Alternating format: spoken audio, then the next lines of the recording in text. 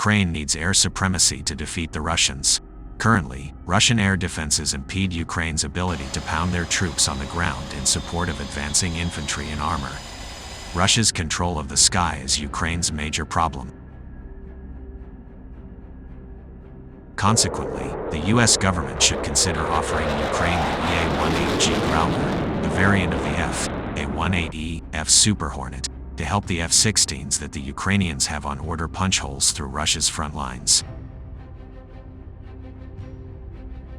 The EA-18G retains many of the fighter combat capabilities of the Super Hornet but carries a robust suite of electronic warfare equipment to blind enemy radars and sensors while carrying AIM-120 AMRAAM anti-radiation missiles. The AIM-120 can hit radars and anti-aircraft installations from as far as 30 miles away. It also carries the AIM-120 AMRAAM for dogfighting, thus making it a potent threat to air-based and ground-based anti-aircraft defenses. In surveillance-only configuration, the Growler is armed with two AIM-120 air-to-air missiles for self-defense. For standoff jamming and escort jamming missions, the Growler is armed with two AIM-120 anti-radiation missiles plus two AIM-120 missiles, naval technology notes.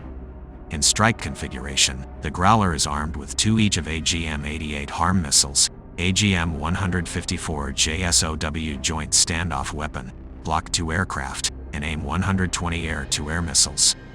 While carrying out active transmitting jamming, the Block 2 aircraft has the ability to hand off target data to other airborne, land or surface attack platforms.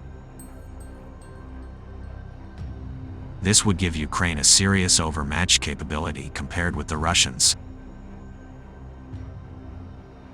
Pending EA-18G Growler retirement offers unique opportunity for Ukraine. Its manufacturer Boeing notes the EA-18G Growler is the most advanced airborne electronic attack (AEA) platform and is the only one in production today. Currently, only the US Navy operates the Growler and is looking to turn the planes into mothballs, which offers an opportunity for Ukraine to acquire the jets that first entered service in 2008. The Sea Power site, official publications of the US Navy League, reports that the 5 squadrons include a total of 25 EA-18G Growlers that would be stored at the Aerospace Maintenance and Regeneration Group at Davis-Monthan Air Force Base in Tucson, Arizona, half in FY 2024 and half in FY 2025, AVACIONONLINE reported.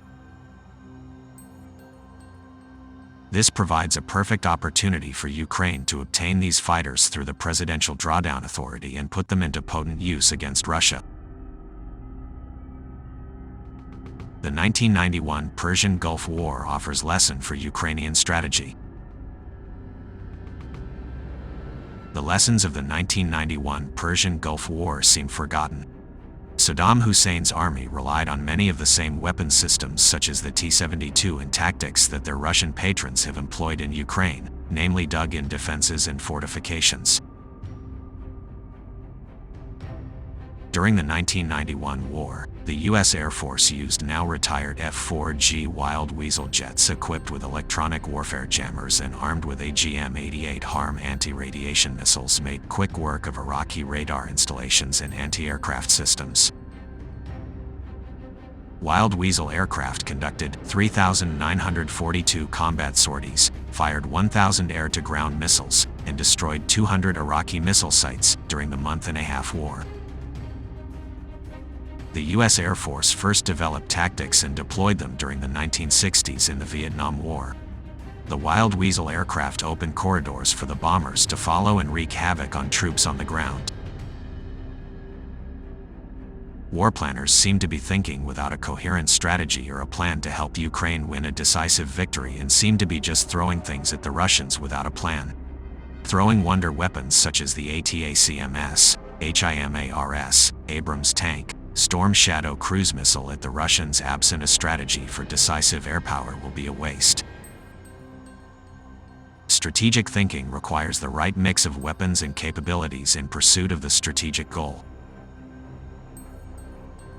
The soon-to-be-retired EA-18G Growler is just the kind of aircraft Ukraine needs to achieve its strategic goals.